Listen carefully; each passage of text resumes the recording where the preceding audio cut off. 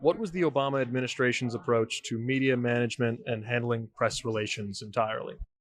Well, I think like all White Houses, I mean, it was about building relationships with members of the media, recognizing that there is a dance between journalists have their job to do and as an administration, I think the professor gave a really good example about the challenges of trying to sometimes communicate technical policy information when maybe journalists are looking for something else.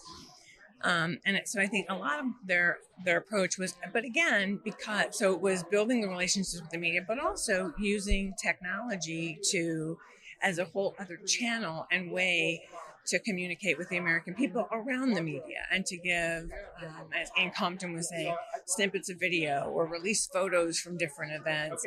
And because of the rise of social media during the Obama years, it really created a completely different channel that we had never seen that before, where you had such access to seeing things behind the scenes almost in real time.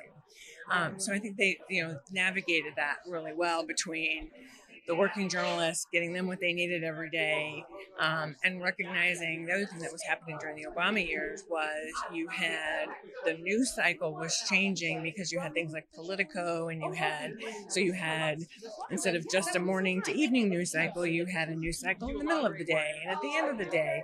So that was the other thing. We saw that really on steroids in the Trump years, but understanding that the news cycle itself was also changing.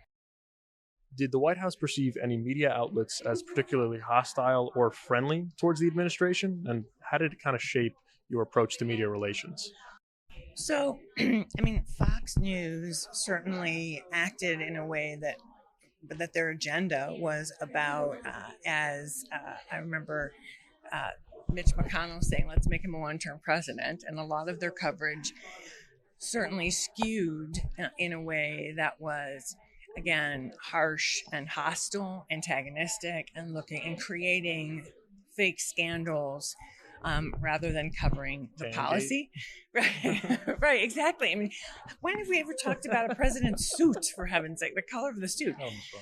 Um, and so, and at the same time, I think there was a perception that MSNBC was more liberal. But I think the difference there, again, was in part there were different media organizations were trying to speak to different audiences. And again, I think there was a recognition younger people were more engaged and interested by Obama in politics, and you had, people of color. And so I think there was also the media came to most of the mainstream media and frankly, African-American press, Latino press, others came to understand that they had a bigger audience that they could be speaking to. And so the White House, I think, understood that as well, and that also creates other ways so you could, when the president does an interview with ESPN, right, you're able to reach a completely different audience than you are if you sit down with NBC News. And so I think that was the other thing that they did really well in the Obama years was to understand that and to understand how you use some of these differences to get to different audiences.